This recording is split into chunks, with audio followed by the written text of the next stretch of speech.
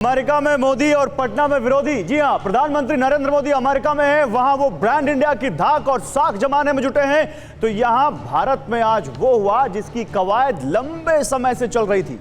पटना में 15 विपक्षी पार्टियों की मीटिंग हुई। इसका एजेंडा एकदम साफ था, 2024 में बीजेपी को हराना, पीएम मोदी को हराना, उनकी काट ढूंढना, नरेंद्र मोदी को प्रधानमंत्री की कुर्सी से बेदखल करना। और ऐसे में आप इसे एंटी मोदी मोर्चा कह सकते हैं। तो 2024 की लड़ाई जीतने के लिए विपक्ष की मीटिंग में आज क्या हुआ, बंद कमरे में किसने क्या कहा, बाहर आकर प्रेस कॉन्फ्रेंस में क्या दावा किया गया, लालू प्रसाद यादव ने कैसे राहुल गांधी की शादी तक की बात कह दी, और यहां पर सब पूछ रहे थे कि विपक्ष की इस बारात का दूल्हा कौन है, ये सब बात करेंगे। लेकिन उससे पहले अभी कैसे स्मृति ईरानी केंद्रीय मंत्री सामने आई और उन्होंने विपक्ष के इस मीटिंग को लेकर क्या कहा, बीजेपी क्या कह रही, जरा जल्दी से ये सुन लीजिए।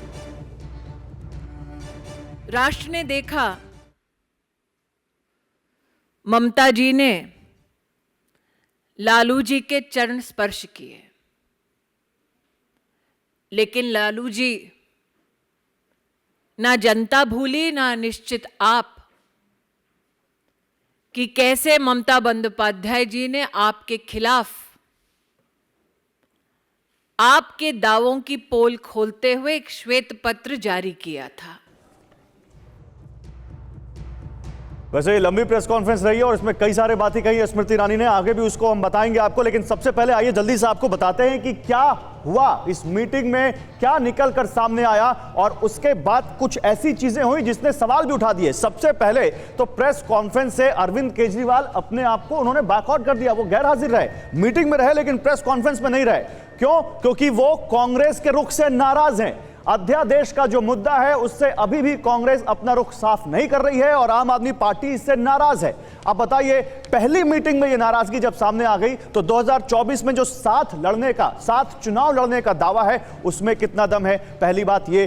दूसरा, यहां पर 10 और 12 जुलाई को शिमला में जो मीटिंग होने जा रही है, क्या उसमें अरविंद केजरीवाल शामिल होंगे, यह भी देखना होगा। साथ ही ये जो ऐलान हुआ है कि हम सब साथ मिलकर चुनाव लड़ेंगे, नीतीश कुमार की एक सुर में सबने जिस तरह से तारीफ की है, नीतीश कुमार की पहल की तारीफ की है, यह पहल और आगे कितना ज्यादा मजबूत रहेगी या नीतीश कुमार इसी तरह सबको कैसे जोड़ पाएंगे, ये कुछ सवाल हैं।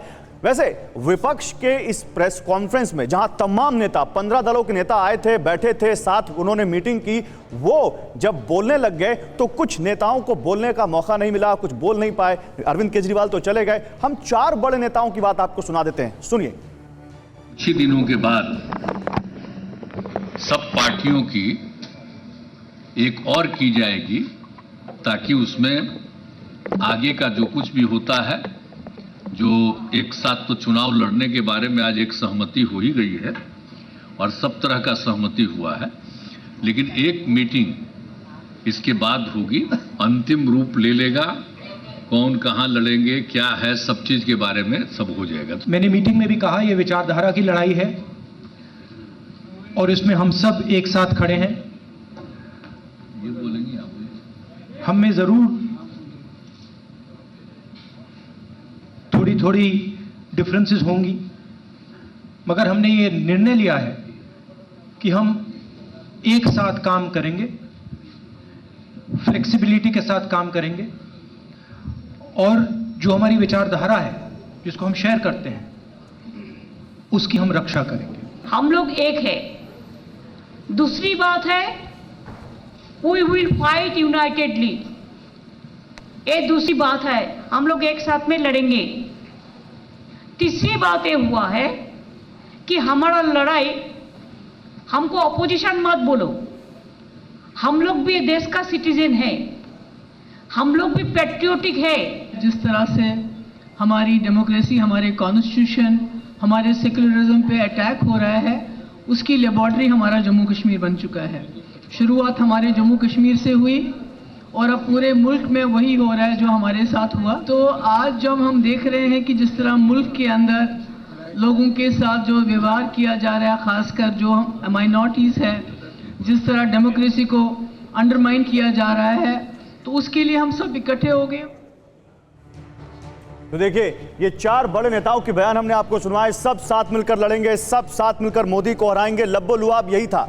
और इस मीटिंग की कुछ बड़ी बातें आपको बता देते हैं और उसके बाद सीधे चलते हैं अपने खास मेहमानों के पास। एक बड़ा पैनल है हमारे पास, राजनीतिकों से लेकर पत्रकारों तक का। रुपेश भी पटना से ज्वाइन कर रहे हैं। लेकिन देखिए यहां पर इस मीटिंग की बड़ी बातें क्या निकल कर आई हैं, जल्दी से आपको बता देते हैं। नीतीश कुमार को संयोजक बनाने पर सहमति बन गई, पहली बड़ी बात। इसके बाद इस मंथन में यह भी हुआ है कि 2024 में सब मिलकर चुनाव लड़ेंगे। आपसी मतभेदों को भुलाने पर जोर दिया गया है इस मंथन में। साथ ही राज्यों के स्तर पर विपक्षी दलों का सब ग्रुप बनाने की बात भी हुई है। सीधे रुपेश के पास चलते हैं, साथ ही तमाम हमारे मेहमानों को स्क्रीन पर लाइए पीसीआर, और उनको जल्दी से यहां पर इंट्रोड्यूस भी मैं करता हूं अपने दर्शकों के साथ। देखिए के शर्मा बीजेपी के प्रवक्ता, अनुराग भदौरिया समाजवादी पार्टी के प्रवक्ता, अभय दुबे कांग्रेस पार्टी के प्रवक्ता, कुलदीप कुमार आम आदमी पार्टी के नेता, जयशंकर गुप्ता जी हैं वरिष्ठ पत्रकार, हर्षवर्धन त्रिपाठी वरिष्ठ पत्रकार, स्वयं पुरोहित टीएमसी के प्रवक्ता। एक बहुत बड़ा पैनल है आज हमारे साथ, समझ लीजिए एक ऑल पार्टी मीट का एक छोटा सा स्वरूप, प्लस बीजेपी और पत्रकारों को आप देख सकते हैं। बहुत आप लोग रहिए मेरे साथ। मैं पहले रुपेश के पास जाता हूं। रुपेश इस पूरी मीटिंग को कवर कर रहे थे सुबह से। रुपेश, तो क्या यह मीटिंग उसी लाइन पर गई जिस लाइन पर इस मीटिंग को लेकर नीतीश कुमार बहुत दिनों से कोशिश कर रहे थे? क्या मीटिंग कामयाब कह सकते हैं हम?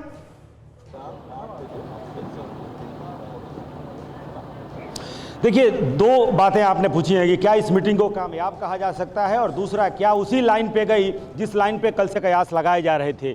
बिल्कुल, कल से जो कयास लगाए जा रहे थे उसी लाइन पे ये मीटिंग गई है। कल से ये कयास लगाए जा रहे थे कि अरविंद केजरीवाल ने जो पत्र लिखा है विपक्ष को, अरविंद केजरीवाल बायकॉट कर सकते हैं। अरविंद केजरीवाल, जो बिहार में एक शब्द है भंडोल, अरविंद केजरीवाल इस मीटिंग को भंडोल कर सकते हैं। बिल्कुल उसी लाइन पे ये मीटिंग गई है और अरविंद केजरीवाल ने मीटिंग में अलबत्ता जरूर हिस्सा ले लिया। भंडोल कर सकते हैं मतलब अरविंद केजरीवाल इस मीटिंग को डिट्रैक्ट कर सकते हैं, वो भंडोल कर दिया है, डिरेल कर सकते हैं, ये कह रहे हैं आप?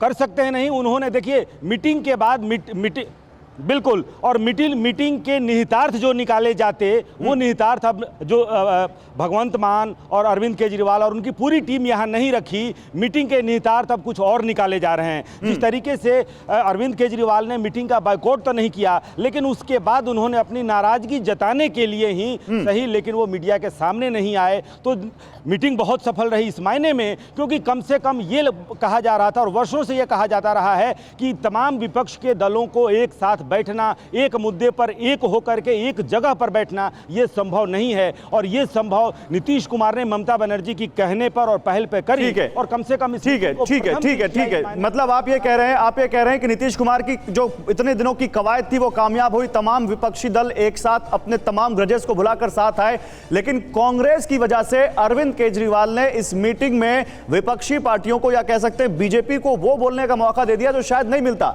तो के शर्मा, पहला रिएक्शन आपसे लेता हूं, फिर मैं अभय दुबे आपके पास आता हूं। के शर्मा, मीटिंग कामयाब रही, नीतीश कुमार कम से कम तमाम दलों को, महबूबा मुफ्ती, उद्धव ठाकरे जब एक मंच पर आ जाए, जब अरविंद केजरीवाल, ममता बनर्जी और राहुल गांधी एक मंच पर आ जाएं, तो नीतीश कुमार ने यह तो कर दिखाया। ऐसा है गौरव जी, देखिए आज लोकतंत्र में सबको मौका है, कोई भी आपस में मिलके लड़े, अकेले लड़े, कोई कैसे भी लड़े, इससे कोई फर्क नहीं पड़ता है। लेकिन एक बात तो निश्चित है कि किसी दल में आज ये हौसला नहीं है कि भारतीय जनता पार्टी से अकेले कोई लड़े हमसे। तो ये तो निश्चित हो गया, वो चाहे कांग्रेस पार्टी हो चाहे कोई और पार्टी हो, अकेले लड़ने की हिम्मत आज की डेट पे किसी से नहीं, किसी के पास नहीं भारतीय जनता पार्टी के विरुद्ध। पहली बात।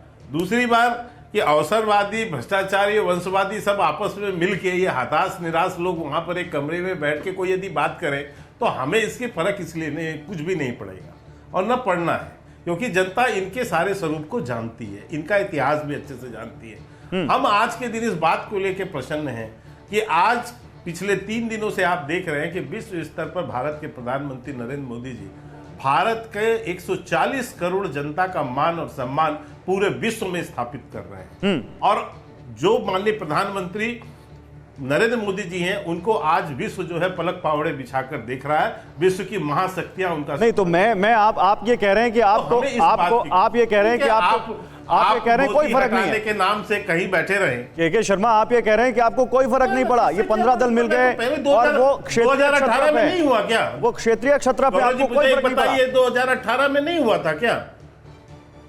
कोई फर्क नहीं, इससे क्या फर्क पड़ेगा? ठीक है, ये सब हमारे कोई फर्क नहीं। अभय दुबे, 2018 के पहले भी आपने ये हाथ के शर्मा, उठा के तो शर्मा, हमने आता हूं देखा आपके था। पास, आता हूं। अभय दुबे कांग्रेस पार्टी से हैं, उनसे पूछ लेता हूं। अभय दुबे, तो मतलब बीजेपी ने तो सिरे से खारिज कर दिया। इवन अमित शाह का बयान है, वो कह रहे हैं फोटो ऑफ है, विपक्षी दल वहां जाकर केवल चाय पिएंगे और वापस चले आएंगे, कोई फर्क नहीं, कोई लोड नहीं बीजेपी को। देखिए गौरव जी, अभी मैं सुन रहा था, स्मृति जी कह रही थी तिजोरी की बात। तो हमारे साहेब ने जो धन्ना सेठों के पास तिजोरी रख दी ना भारत की, उसी की लड़ाई है। मोदी जी को हटाने की आप कह रहे थे लड़ाई है। अरे साहब, ये लड़ाई है बेरोजगारी को हटाने की, या लड़ाई है महंगाई को सत्ता से बाहर बेदखल कर देने की। ये लड़ाई है जो संसाधनों की लूट साहेब की सत्ता की सरपरस्ती में हो रही, हमारे मेहुल भाई, नीरव भाई, संजय सराबंधु, ऋषि अग्रवाल, उसके खिलाफ दृढ़ता से लड़ने की। ये कह रहे हैं साहब विश्व भर में डंका बजा रहे हैं। अरे साहब, आप हमारे यहाँ देश के नागरिकों के 12 करोड़ के रोजगार छीन लो, 84 करोड़ की आमदनी घट जाए, तो आपके 142 लोग 30 लाख करोड़ रुपए कमा ले, किसानों की आमदनी 27 रुपए रह जाए, तुम्हारा धन्ना सेठ 12 लाख करोड़ की नेटवर्थ कर ले, और तुम तो एक दल बता दो कि कौन है बड़ा तुम्हारे साथ। पिछले 5 सालों में 31 विधानसभा के चुनाव में सिर्फ 6 में बहुमत। अभय दुबे, जिनको आप धन्ना सेठ कहते हैं, अभय दुबे, बीजेपी के पास मैं जाऊंगा, लेकिन मेरा एक छोटा सा सवाल है आपसे और तमाम आपके सहयोगियों से, जिनको आप धन्ना सेठ कहते हैं और जिनको धन्ना सेठ कह कहकर आप सवाल उठाते हैं। इसी मीटिंग में बैठे कुछ लोगों ने उन्हीं धन्ना सेठों पर आपकी लाइन को सपोर्ट नहीं किया था। मीटिंग के अंदर क्या हुआ, किसने क्या कहा, अंदर की बात तो आपको मालूम ही नहीं है। आइए आपको अंदर की बात बताते हैं। नीतीश कुमार ने कहा अगर एकजुट रहे तो बीजेपी को 100 से कम सीटें मिलेंगी। ये नीतीश कुमार ने उस मीटिंग में, जो 2.5 घंटे से ज्यादा मीटिंग चली, उसमें कहा। ममता बनर्जी ने क्या कहा, कोई पार्टी खुद को बड़ा नहीं समझे। ये किसको क्या मैसेज है ये? ममता बनर्जी किसको कह रही है कि खुद को बड़ा मत समझो?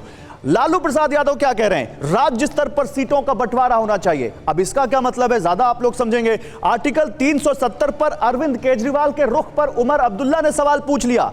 तो ये जो अपने अंतर्भेद हैं, इनको कैसे दूर किया जाएगा? ये जो अंदर की बातें हैं। मैं अनुराग भदौरिया आपके पास आऊंगा। अनुराग भदौरिया, ये बताइए, क्या आप लोग इस बात के लिए तैयार हो जाएंगे कि कांग्रेस पार्टी को 2024 में आपसे ज्यादा लोकसभा सीटें मिलें? आप लोग इस बात पर तैयार हो जाएंगे कि आप उनकी सरपरस्ती में चुनाव में जाएं? आप एक बार क्योंकि लड़ चुके हैं। मुझे लगता है कि आप ज्यादा परेशान हैं। विपक्ष की एकता से आपको इतनी परेशानी हो रही है कि सवाल पे सवाल। अरे भाई, विपक्ष एक साथ मिला है, हमारे वैचारिक मतभेद हो सकते हैं लेकिन मनभेद नहीं है। सब मिलजुल के रास्ता निकाल लिया जाएगा। लेकिन भारतीय जनता पार्टी कह रही मुझे चिंता नहीं है, फिर भी चिंता कर रही है। भाई चिंता नहीं तो आप चिंता क्यों कर रहे हैं? मत चिंता कीजिए, आप जनता की चिंता कीजिए। एक मिनट अनुराग भदौरिया, कीर्तन करने थोड़ी ना आए, सवाल करने तो आए हैं। और दूसरी बात, मैं आप लोगों से सवाल इसलिए पूछ रहा हूं क्योंकि आप ही हैं जिन्होंने लड़के कर सकते हैं। आप लोगों ने कहा आप लोग यूपी के लड़के साथ गए चुनाव में, उसके बाद आपने कहा हम साथ में चुनाव नहीं लड़ेंगे। आज साथ में अब हो गया। लेकिन आप ये नहीं पूछ पाएंगे कि बीजेपी जेडीयू के साथ मिलकर लड़ी थी, आज जेडीयू कहाँ है? शिवसेना के साथ इसका गठबंधन था, आजकल शिवसेना कहाँ है? इनका पीडीपी के साथ गठबंधन था, आजकल वो कहाँ है? इनका गठबंधन अकाली दल से था, वो कहाँ है? तो चलो सवालों पे नहीं जाना चाहता क्योंकि आप पूछ भी नहीं पाएंगे और दिक्कत भी हो जाएगी। लेकिन सवाल यह है कि भारतीय जनता पार्टी के प्रवक्ता कह रहे थे कि अकेले लड़ नहीं पाते। आप भैया उत्तर प्रदेश में अपना दल को गठबंधन बनाए बैठे हैं, बिहार में आप कुशवाहा जी को खोजते रहते, आप तो सारा दिन गठबंधन ही खोजते रहते। आपके 23 गठबंधन आपका साथ छोड़ के गए हैं, उनमें से कुछ बचे हैं, उनको लेके आप जी रहे हो। सवाल नहीं तो मैं जो पूछ रहा हूं, आप उसका सवाल, उस सवाल का जवाब दे पाएंगे?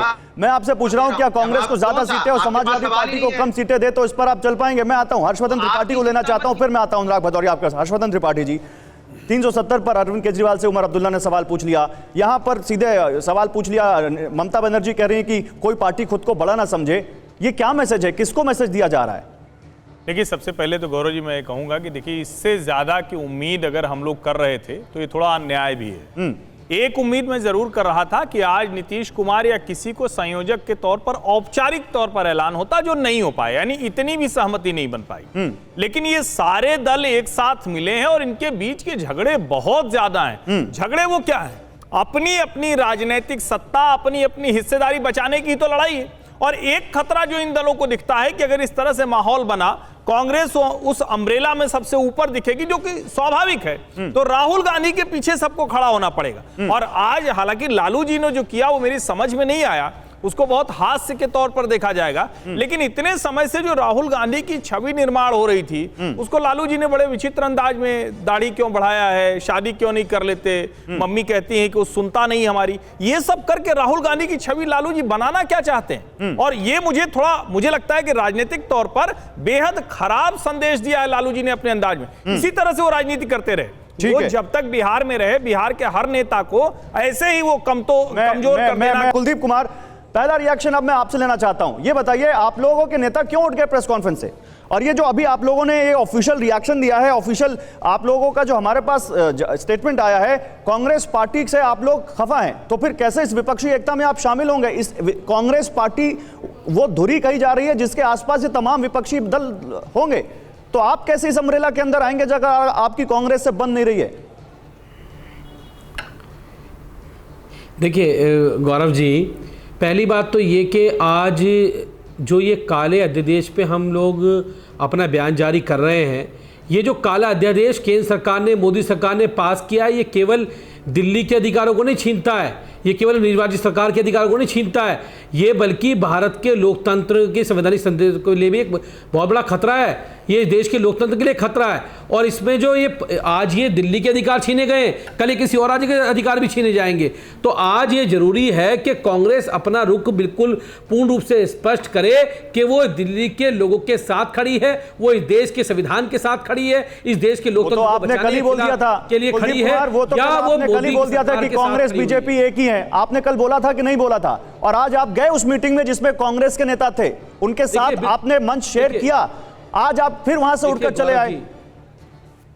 देखिए गौरव जी, अगर अध्यादेश पर जो है 15 पार्टियां इसमें शामिल हुई थी मीटिंग के अंदर, और जो 12 पार्टियां हैं उनमें से 11 पार्टी, जिनकी राज्यसभा के अंदर 12 पार्टियों की संख्या है, उनमें 11 पार्टियों ने आम आदमी पार्टी को इस अध्यादेश पर समर्थन दिया। उन्होंने माना ये काला अध्यादेश है, यह अलोकतांत्रिक है, असंवैधानिक है, उन्होंने माना। लेकिन कांग्रेस इकलौती पार्टी है जो इसके समर्थन में खड़ी नहीं हुई, ना ही उन्होंने अपना स्टैंड क्लियर किया। जब तक औपचारिक रूप से कांग्रेस मैं अब दिखाना चाहता हूं, बहुत शानदार तस्वीर दिखाऊंगा कि किस पार्टी के किस नेता के पास कितनी ताकत है। लेकिन अभय दुबे, एक छोटा सा रिएक्शन, ऐसे आप विपक्षी एकता बनाएंगे? आप अपने सहयोगी जिसको आप विपक्ष में साथ लाना चाहते हैं उसी की बात नहीं मान रहे हैं, ये तो यही पे पलीता लग जाएगा ऐसे ही। गौरव भाई, 14 में से एक आप अलग मान लो तो 15 में से तो 14 साथ है ना। हर परिवार में एक फूफा जी होते हैं जो आपने अलग कर दिया आपको, चिंता कीजिए, आपने अलग कर दिया आपको, मैं सब लोग आपने अलग कर दिया आपको। अभय दुबे आपको सुन तो लीजिए, हमने भाजपा विपक्षी दल है देश का, देश के विपक्ष में खड़ा है, सिर्फ 2 धन्ना सेठों के पक्ष में, उसके खिलाफ ये पक्ष के दल है सब, ये देश के समर्थन के भाजपा तो है ही आपका विपक्षी सब एक साथ आपसे पूछ रहा हूं, आपने आम आदमी पार्टी को इस विपक्षी एकता से अलग कर दिया अभय दुबे, हाँ या ना? माइनस कर दिया आपने? अरे आप मैं समझ, आप इसमें अगर प्रसन्न हो रहे हैं और खूब खुश होते हो तो आप प्रसन्नता ढूंढिए इसमें। हम सब लोगों ने तो एक साथ दृढ़ता से पटना में साथ आकर ये जागरण की नहीं है अभय जी, बात क्लैरिटी की, देश के युवाओं की उम्मीद जगा दी, देश की महंगाई की आग में झोंक दी गई बहनों की उम्मीद जगा दी, और ये नींद हराम हुई है किनकी? अपने विजय भाई की, नीरव भाई की, मेहुल चौकसी की, भारतीय जनता पार्टी के मंत्रियों की, हमारे मेरे साथ है स्वयं पुरोहित। एक जल्दी से रिएक्शन स्वयं पुरोहित का, ओके स्वयं पुरोहित जी, देखिए कांग्रेस तो नहीं बोल रही है, लेकिन टीएमसी क्या खुल के बोलेगी कि आम आदमी पार्टी और कांग्रेस में अगर नहीं बनेगी तो विपक्षी एकता कैसे आएगी? जल्दी से। नहीं, देखिए आज एक ऐतिहासिक दिन है और विपक्षी एकता मत बोलिए। सबसे पहले हम भी देश के नागरिक हैं, हमारी दीदी ने क्लियर कहा है कि देखिए जब लोकतंत्र के अंदर में जब चुनाव में जाएगी तो सारी पार्टियों को अधिकार है, तो हम पक्ष और विपक्ष तो चुनने के बाद पता चलेगा। आज का जो एजेंडा है वो 2024 के एजेंडे पर मीटिंग थी, इसकी अगली मीटिंग जुलाई के अंदर में, जैसे आपको पता चला है कि 10-12 तारीख के आसपास होनी तय हुई है। धीरे धीरे आगे बात बढ़ती जाएगी। देखिए जिस तरह से अभी स्मृति ईरानी प्रेस कॉन्फ्रेंस करके ऊट पटांग बयानबाजी कर रही है, उनको अभी बरनौल की आवश्यकता है। उनको जो जिस तरह से अभी देश के अंदर में जो उनकी तानाशाह की सरकार है, देखिए हंसी आती है कि जब 300 रुपए सिलेंडर था तब यही स्मृति ईरानी जनता के मुद्दों की बात करके रास्ते पर बैठती थी। के शर्मा बेटी बचाओ बेटी पढ़ाओ की बात के शर्मा जवाब दीजिए। के शर्मा जवाब दीजिए। धरना होती है तब उसके में चुप रहते हैं। तो ऐसे माहौल की जवाब देने के लिए देश की जनता ये जन आंदोलन का आज की जो बैठक है दो टॉपिक है, एक तो ये विपक्ष में नहीं है, दूसरा आप ऊट पटांग बोल रहे हैं, ऐसा कुछ भी नहीं। नहीं, मुझे आश्चर्य है कि अभी तो 5 साल पूरे नहीं हुए गौरव जी, अभी ये कहां से भी सत्ता में आ गए हैं? अभी तो ये विपक्षी है, इनको कहां से जन समर्थन मिला हुआ है कि ये सत्ताधारी वो है? सत्ता में तो हमको 303 सीट देके देश की जनता ने सत्ता पे बैठाया, तो अभी से कहां से ख्वाब देख रहे हैं? और अभी आप इनको आकलन दिखा दीजिएगा। वैसे मैं बता देता हूं कि पूरे लोकसभा में 36 राजनीतिक दल हैं गौरव जी। 36 राजनीतिक दलों में मात्र यहां पर जो है 15 दल जो ये कहते हैं, उसमें एक भंडोल निकल गया, आपके पत्रकार की भाषा में वो भंडोल चला गया उसमें से। अब कितने भंडोल आगे निकलेंगे पता नहीं, और कितने भंडोल बनने वाले हैं। जरा ये देखिए, आज जो विपक्षी दल शामिल हुए, 15 विपक्षी दल, उनकी लोकसभा में ताकत क्या है, और ये बीजेपी के खिलाफ जो जुट रहे हैं, क्या इनकी ताकत? आरजेडी, इनके पास लोकसभा में एक भी सांसद नहीं है, 0। लालू प्रसाद यादव, आगे दिखाइए, यहां देखिए अरविंद केजरीवाल, इनके पास 1 लोकसभा सीट है। आगे देखिए, आगे बढ़ते हैं, आम आदमी पार्टी के बाद अब शरद पवार, इनके पास लोकसभा में 5 सीटें हैं, ये आ जाए। इसके अलावा उद्धव ठाकरे, जिनके पास ज्यादा सांसद हुआ करते थे, लेकिन अब केवल 6 सांसद हैं। डी राजा, सीपीआई, 2 लोकसभा सीटें हैं डी राजा के पास, जो इस मीटिंग में वो शामिल हुए। सीताराम येचुरी, इनकी पार्टी के पास लोकसभा की 3 सीटें हैं। आगे बढ़ते हैं, ये तमाम दल बीजेपी, जिसके पास लगभग 300 सीटें हैं, उनके साथ लड़ने के लिए यहां पर एकजुट हुए। लोकसभा की 3 सीटें हैं उमर अब्दुल्ला के पास, एनसी के पास। अखिलेश यादव, लोकसभा की 3 सीटें हैं इनके पास। आगे देखिए, एमके स्टालिन, लोकसभा की 24 सीटें, और प्रेस कॉन्फ्रेंस में ये भी निकल गए, अरविंद केजरीवाल के साथ साथ ये भी गए, ये भी नहीं बोले। हेमंत सोरेन, इनके पास लोकसभा की 1 सीट है। आगे देखिए, यहां पर कांग्रेस, जिसके पास 49 सीटें हैं मौजूदा वक्त में, क्योंकि राहुल गांधी भी अब लोकसभा के सदस्य नहीं है, तो 49 सीटें इनके पास है। नीतीश कुमार, लोकसभा की 16 सीटें हैं जेडीयू के पास। अब ये जो 15 विपक्षी दल इकट्ठा हुए, इसमें से लालू प्रसाद यादव के दल के पास तो एक भी सीट नहीं है। अगर इनको लब्बो लुआब जोड़ें तो 100 सीटों के आसपास आता है 15 दलों का। बीजेपी का अगर जयशंकर जी जोड़ें तो 300 के आसपास अकेले बैठता है। प्लस उनके पास प्रधानमंत्री नरेंद्र मोदी का वो चेहरा है जिसकी काट आज ये ढूंढने बैठे थे। जयशंकर जी, क्या लगता है आपको, क्या उसमें कामयाब हुए?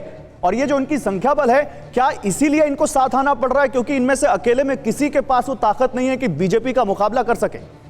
नहीं गौरव, पहली बात तो ये है कि जो संख्या का आंकड़ा आप समझा रहे हैं तो उसको अपने अपने हिसाब से लोग परिभाषित करते हैं। अब आज की तारीख में अगर देखें तो पूरे देश में सिर्फ 10 राज्यों में भाजपा की हुकूमत है। उसमें से एक आधा दर्जन राज्य ऐसे हैं जहाँ पे 1 सीट है, 2 सीटें हैं। तो उसको अगर आप उस ढंग से अगर देखिएगा तो 160-70 सीटों का आंकड़ा आज भाजपा के बैठ रहा है। तो इससे कुछ मतलब नहीं निकलता है कि लोकसभा में उनकी कितनी सीटें हैं और विधानसभाओं में कितनी सीटें हैं। इसको जो आप लोग बार बार विपक्षी एकता कह रहे हैं तो ये गलत टर्मिनोलॉजी है जी। विपक्षी एकता जैसा कुछ भी नहीं है। ये विपक्षी दलों का जो भाजपा की सांप्रदायिक और फासिस्ट नीतियों के विरुद्ध लड़ने की बात करते हैं, उनका एक मोर्चा बनाने की बातें हैं। उनके अंदर के मतभेद हैं, व्यावहारिक दिक्कतें हैं। जैसे आप देखिए कि आम आदमी पार्टी है, अब उसने जैसे अध्यादेश को लेकर के सवाल किया कि भाई उसको अध्यादेश के खिलाफ एक प्रस्ताव पास होना चाहिए। कांग्रेस उस पर सहमत नहीं हो रही है, क्योंकि कांग्रेस को दिल्ली में और पंजाब में आम आदमी पार्टी से ही लड़ना है। अब जब तक एकता इस ढंग की नहीं बनेगी कि हाँ एक सहमति बन जाए कि दोनों मिलकर के लड़ेंगे या विपक्षी महागठबंधन में अगर वो शामिल होंगे। इसी तरह से जैसे अब नेशनल कॉन्फ्रेंस, मैं तो आपसे ये पूछ रहा था, मैंने आपसे पूछा था, मैं वही सवाल अब अनुराग भदौरिया के पास लेके जाता हूं। अनुराग भदौरिया, क्या ये तमाम पार्टियां इसीलिए मिल रही हैं ना एक साथ क्योंकि अकेले किसी में बीजेपी को हराने का दम नहीं है? क्या यही सबसे बड़ा कारण है आप लोगों का एक साथ आने का? मोदी की काट, मोदी के चेहरे के खिलाफ कोई बड़ा चेहरा जो मोदी के चेहरे के बरक्स आप लोगों के बीच ले जा सके, आपके पास नहीं है? देखिए, भारतीय जनता पार्टी के खुद ही गठबंधन में लड़ती है, तो भारतीय जनता पार्टी ऐसा क्यों बोल रही है, मुझे समझ में नहीं आया। वो तो 33 दलों से गठबंधन करके बैठी हुई है। सवाल वो नहीं है, सवाल राष्ट्र का है, राष्ट्र को बचाने की है। मुद्दे जो है देश के, जो असली मुद्दे जिसमें भारतीय जनता पार्टी चर्चा नहीं करना चाहती, चाहे महंगाई हो, बेरोजगारी हो, किसान हो, महिला हो, आपने देखा अगर महिलाओं को जो यहाँ पे पदक जीतने वाली महिलाओं को रोड पे घसीटा जाएगा तो क्या आपका दिल नहीं छूटेगा? आप नहीं खड़े होंगे? किसान अगर यहाँ धरने पे बैठेगा जिसको और कितनी किसानों की मौतें हो जाए, उनका काला कानून पास कर दिया जाए, तो क्या आपका दिल नहीं रोएगा? और किसानों को खालिस्तानी पाकिस्तानी बता दिया जाएगा। और जो अगर छात्र यहाँ आवाज उठाएगा तो छात्र को आप टुकड़े टुकड़े गैंग में बता देते हो, और आप जैसे प्रबुद्ध लोग अगर आवाज उठा देंगे सरकार के खिलाफ तो उसको अर्बन नक्सल बता देते हो। अगर राजनीतिक दल अगर आपके खिलाफ आवाज उठाते हो तो उनके ऊपर एजेंसी लग जाती है। सवाल यह है कि देश के अंदर में क्या लोकतंत्र में आवाज अपनी बात कहने का अधिकार तो होगा ना? अपनी अपनी बात लोग कहेंगे, आपको पसंद आए ना आए। ये विपक्ष एकता क्यों है? विपक्ष इसलिए नहीं, मैं वो तो पूछ ही नहीं रहा कि आपके पास लोकतंत्र में बात कहने का अधिकार नहीं है। अबे तो मैं वो तो पूछ ही नहीं रहा हूं। मैं आ रहा हूं के शर्मा, अभी थोड़ा सबकी बात हो जाए फिर एक साथ आप जवाब दीजिएगा। अबे दुबे, मैं तो ये पूछ रहा हूं कि आपके पास प्रधानमंत्री नरेंद्र मोदी के चेहरे की काट अकेले में नहीं है। आप ये मानते हैं कि आप अकेले चुनाव में जाएंगे तो आप बीजेपी को नहीं हरा पाएंगे, इसीलिए आज ये तमाम विपक्षी दल एक साथ। मैं आ रहा हूं, अभय दुबे से मैं पूछ रहा हूं, इसीलिए आज ये एक मिनट मैंने अभय दुबे से सवाल पूछा। अभय दुबे, इसीलिए आप मिले हैं आज एक साथ। सारे चेहरे हैं, भारतीय जनता पार्टी के पास चेहरा ही नहीं है। अब सोचिए, गौरव जी, पार्टी के पास दूसरा चेहरा बताएं। गौरव जी, तो मैं आ रहा हूं, मैं अनुराग भदौरिया मैं आ रहा हूं। अभय दुबे गौरव जी देखिए, सबसे बड़ा सवाल नरेंद्र मोदी जी के चेहरे पर किसने उठाया है जानते हैं आप? भारतीय जनता पार्टी के राष्ट्रीय स्वयंसेवक संघ ने। उसने अपने मुखपत्र में लिखा साफ कि प्रधानमंत्री के चेहरे के भरोसे मत रहना, क्योंकि ये देश को समझ में आ गया कि कर्नाटका में ना उनका दुखड़ा चला ना मुखड़ा चला। कितने दिनों तक आप चेहरे के नाम पर वोट लेंगे? तो काम को देखो, चेहरा ना देखो। चेहरों ने लाखों को लूटा, काम सच्चा और चेहरा झूठा। अब प्रतिपक्षी दल जो मिलकर लड़ रहे हैं, इनका नेतृत्व करेगा कौन? इनका नेतृत्व वो बेरोजगार युवा करेंगे जिनको बेरोजगारी की आग में। अरे तो आप उस बेरोजगार युवा को पीएम महिलाएं करेंगी, करोड़ों करोड़ तो बीजेपी लेकर जाएगी एक चेहरा। जो किसान, यहाँ तो ये लड़ाई लेकर जाएगी, आप ये लड़ाई लेकर जाएंगे। नहीं 2004 में कौन था चेहरा बताइए? अटल बिहारी वाजपेयी जैसी टावरिंग पर्सनालिटी के खिलाफ कौन था? इनकी नाकामी। तो आज भी देश बनाम भारतीय जनता पार्टी का चुनाव है। ये देश लड़ रहा है बीजेपी के खिलाफ, ये देश चेहरा है, उसके युवा चेहरे हैं। कुलदीप कुमार, कांग्रेस पार्टी तो इस देश की सबसे पुरानी पार्टी है, सबसे ज्यादा इस देश में सत्ता में रही है। उसके बावजूद कांग्रेस पार्टी अगर अकेले नहीं जा रही है, आम आदमी पार्टी अगर कांग्रेस पार्टी के साथ मंच शेयर कर रही है, तो क्या आप लोगों को यह अभी कॉन्फिडेंस नहीं है कि अगले कुछ महीनों में जब चुनाव आएंगे कुछ राज्यों के और उससे ज्यादा 2024 के, तो आप अकेले नहीं जीत पाएंगे? क्या यही वो कारण है जिसके आसपास पूरा ये जो आज जुटान हुआ वो हुआ? देखिए गौरव जी, पहले एक पहले सवाल का जवाब दे दूं कि आपने कहा कि जो आम आदमी पार्टी है उसके बाद कितने राज्यसभा में सांसद हैं आज की डेट में, वो लोकसभा में कितने सांसद हैं? एक सांसद है हमारे पास।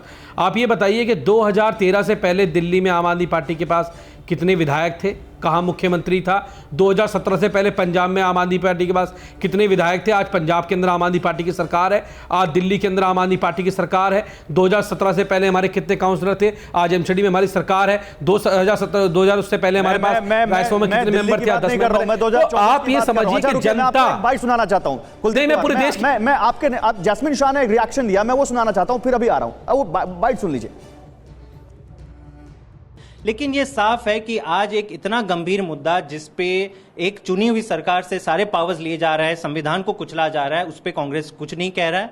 और अगर कांग्रेस का यही रवैया रहा तो ऐसा कोई भी गठबंधन 2024 के पहले जो बनता है जिसका हिस्सा कांग्रेस हो, उसमें आम आदमी पार्टी का रहना मुश्किल होगा। कोई अब बताइए कुलदीप कुमार, ये आप ही के नेता है ना, ये कह रहे हैं कि ऐसा कोई भी गठबंधन अगर हमारी बात पर समर्थन कांग्रेस नहीं देती है तो उसमें आम आदमी पार्टी का रहना मुश्किल होगा। यानी ये माइनस जो अभी अभय दुबे बोल गए, लेकिन जिसको उन्होंने कंफर्मेशन नहीं दिया, ये वही हो रहा है ना। आप नहीं है विपक्षी दलों का एकता का हिस्सा, अगर आपकी बात नहीं मानी गई तो। ये तो मैंने ओपनिंग कमेंट में ही कहा कि अगर इस अध्यादेश के ऊपर कांग्रेस फैसला नहीं लेती है, समर्थन नहीं देती है, दिल्ली के लोगों से उनके अधिकार छीने जा रहे हैं, एक राज्य सरकार से अधिकार छीने जा रहे हैं, कल को कहीं और छीने जाएंगे। और अगर कांग्रेस ये तय नहीं करती है कि वो मोदी सरकार के साथ है या वो इस अध्यादेश के साथ है, दिल्ली के लोगों के साथ है, लोकतंत्र के साथ है, हर्षवर्धन जी मैं आ रहा हूं, हर्षवर्धन जी बहुत कंफ्यूजन में है। कांग्रेस को समझना चाहिए ये जो अध्यादेश है दिल्ली का पुरोहित जी, आप ही के पास आ रहा हूं। हर्षवर्धन जी, घात है। एक मिनट कुलदीप जी, हर्षवर्धन जी ने कहा है कि विपक्षी एकता। पहला ही सवाल मैं पूछ रहा हूं कि आप लोग मिले हैं क्योंकि आपके पास कॉन्फिडेंस नहीं है कि आप अकेले बीजेपी के खिलाफ जा पाए। दूसरा सवाल तो ये पैदा हो गया कि विपक्षी दलों में एकता है भी या नहीं। मैं आ रहा हूं हर्षवर्धन जी। अरविंद केजरीवाल किसी भी समय विपक्षी एकता में जाने के पक्षधर नहीं है। उनका बड़ा स्पष्ट मानना है कि भारतीय जनता पार्टी के सामने कांग्रेस का वो स्पेस छीनकर नेशनल पार्टी बने हैं और वो उसी को आगे बढ़ाना चाहते हैं। लेकिन ये जो अध्यादेश आया, इसने अरविंद केजरीवाल के लिए बड़ा संकट खड़ा कर दिया है। और इसमें हम कहें तो जो दोनों पार्टियां हैं, चाहे आप अरविंद केजरीवाल का पक्ष देखें या कांग्रेस का, दोनों अपने अपने पक्ष पर सही हैं। क्योंकि कांग्रेस पार्टी नेशनल पार्टी है, उसको पता है कि इस अध्यादेश पर चाहे जो वो बोले, हो सकता है अभी भारतीय जनता पार्टी अध्यादेश लेकर आई है लेकिन इसके खिलाफ भी बोलेगी वो, लेकिन उसको पता है कि इस पर वोटिंग में अरविंद केजरीवाल के साथ जाना उसकी जो राष्ट्रीय छवि है राष्ट्रीय पार्टी को, उसको खतरा पहुंचाएगा। केजरीवाल जी को लगता है कि अगर ये अध्यादेश पर ही हमारे साथ नहीं आए तो फिर विपक्ष के साथ जाने का क्या, जितना हमें मिलना है वो तो हम वैसे ही हासिल कर रहे हैं। तो फिर दिल्ली, पंजाब, जो ये जहां पर पंजाब खासकर जहां पर लोकसभा कितनी सीटें हैं वहां पर तो फिर विपक्षी एकता कहां पे दिख पाएगी? फिर वो कैसे हो पाएगा? और फ्रिक्शन, और ऐसे अलग अलग राज्यों में फ्रिक्शंस पैदा हो गए तो कैसे होगा? लालू प्रसाद यादव बहुत दिनों के बाद आज मीडिया के सामने आए और वो पुराना अंदाज दिखा है उनका। एक तरफ वो बीजेपी को या कहें पीएम मोदी को फिट करने की बात कह रहे हैं और दूसरी तरफ राहुल गांधी को दूल्हा बनाने की बात भी कर रहे हैं। सुनिए क्या कहा लालू प्रसाद यादव ने। पूरी तरह से फिट हो गए हैं और बढ़िया से फिट कर दे रहा है नरेंद्र मोदी भाजपा को। इस बार कर्नाटक में हनुमान जी, महावीर जी नाराज हो गए, ऐसा मारे हैं गद्दा पीठ पर कि राहुल गांधी की पार्टी जीत गई। फिर भी समय गया, बीता नहीं है। शादी करिए और हम लोग बाराती चले। शादी करिए, बात मानिए। आपकी मम्मी हमको बोलती एकदम पक्का करना पड़ेगा। मम्मी आपकी बोलती थी कि आप हमारा बात नहीं मानता, शादी करवाइए आप। चलिए, वो तो शादी उनका निजी मसला है। राहुल गांधी ने बोला मम्मी से बात करिए, लेकिन के शर्मा, हनुमान जी हमारे साथ हैं और मोदी जी को हम फिट कर देंगे। लालू प्रसाद यादव आ गए अखाड़े में, है काट आपके पास इनकी? देखिए गौरव जी, हाँ, मेरे को थोड़ा टाइम दीजिएगा क्योंकि मेरे अगेंस्ट 4-5। हाँ, बोलिए। तो मुझे सबका जवाब उसमें रखना है। पहले तो मैं जयशंकर जी को थोड़ा क्लियर कर दूं। उन्होंने कहा कि भाजपा के 10 राज्यों में सरकार है। जयशंकर साहब, 15 राज्यों में हमारे खुद की और गठबंधन की मिला के 15 राज्यों में सरकार है वर्तमान समय में, तो थोड़ा आंकड़ा ठीक कर लीजिएगा। दूसरी बात, अभी जब ये कह रहे थे अध्यादेश की बात, देखिए अध्यादेश लाना कोई असंवैधानिक कार्य नहीं है, और यदि ऐसा है तो आपका अवसर भी है, आप सुप्रीम कोर्ट भी जा सकते हैं, वहां की मुंह की खाएंगे। और ये भी आपको मैं बता दूं आम आदमी पार्टी को कि आपके चाहने, यदि कांग्रेस चाह भी ले तो भी अध्यादेश पारित हो जाएगा राज्यसभा में, और लोकसभा में तो पारित होगा ही। तो इसलिए आप कुछ भी छटपटाहट कर ले, इससे कुछ होने जाने वाला नहीं है। नंबर 2, तीसरी बात, कांग्रेस के मेरे मित्र कह रहे थे बेरोजगार लड़ेंगे। हाँ, बिल्कुल लड़ेंगे अभय दुबे जी। राजनीतिक रूप से जो 20 साल से बेरोजगार घूम रहे हैं ना, उनको जरूर आप वो लड़ेंगे। और उनकी भी हालत ये है कि वो आज की डेट पे तो चुनाव लड़ने के योग्य भी नहीं है। आज की डेट पे तो पहले तो उनको योग्य बनाइए लड़ने के लिए, इसके बाद नेतृत्व और इसकी बात कीजिएगा। रही बात कि अभी कांग्रेस के लोग कह रहे हैं धन्ना सेठ। गौरव जी, 2014 के पहले इस देश के अंदर कोई अडानी, अंबानी और कोई उद्योगपति थोड़ी ना था। 2014 के पहले इस देश में सिर्फ एक उद्योगपति था, एक ही परिवार था, वो गांधी परिवार था, जिसका कोई धंधा नहीं था, लेकिन देश का सबसे धनाढ्य परिवार वही था। बिना धंधे का धनाढ्य परिवार था, जो कि भ्रष्टाचार का धंधा उनके पास बहुत बड़ा था। ठीक है, उस समय धनाढ्य थे। ठीक है, समय बहुत 2014 के बाद ही धनाढ्य बने। ठीक है, और इसीलिए, और सपा को भी मैं बता दूं, नहीं, समय कम है, लड़ चुके हैं हमसे। समय कम है, मैं पूछ रहा हूं, आपने 2 यूपी के 2 छोरे भी लड़े और बुआ भतीजा भी लड़े, और आपको उसके बावजूद भी हमने पटकनी दी है वहां पर जहां की आपकी स्थिति ये है। और लालू प्रसाद यादव, अरे आप तो वो व्यक्ति थे, गांधी परिवार ने तो अपनी सारी संपत्ति देश को समर्पित कर दी, पे हल्दी लगाता, सारे देश की संपत्ति बिहार की जनता ने आपकी राजनीतिक कब्र खोद दी और एक भी सीट नहीं दिया। तिजोरी भर रहे हो बस, आपकी लालू कोई काम नहीं, बता दो तुम। एक साथ बोले थे, इसलिए बिहार की ज्यादा मौका दिया। एक छोटा सा रिएक्शन अभय दुबे, 10 सेकंड, उसके बाद अनुराग भदौरिया, 10 सेकंड। अभय दुबे, समय कम है। गांधी परिवार ने अपनी निजी संपत्ति देश को समर्पित कर दी, वो चाहे आनंद भवन हो, स्वराज भवन हो, हजारों करोड़ रुपए के, ये पूरे देश की संपत्ति बटोर कर अपने धन्ना सेठ की तिजोरी में बंद कर रहे हैं। आप पूछी ना 12 लाख करोड़ की नेटवर्क, और ये जो अभी कह रहे थे आपके पास अभी दोबारा नहीं आ पाया मैं वापस, आप फिर अगली बार आप जुड़ेंगे तो जरूर इस बात पे बात करेंगे।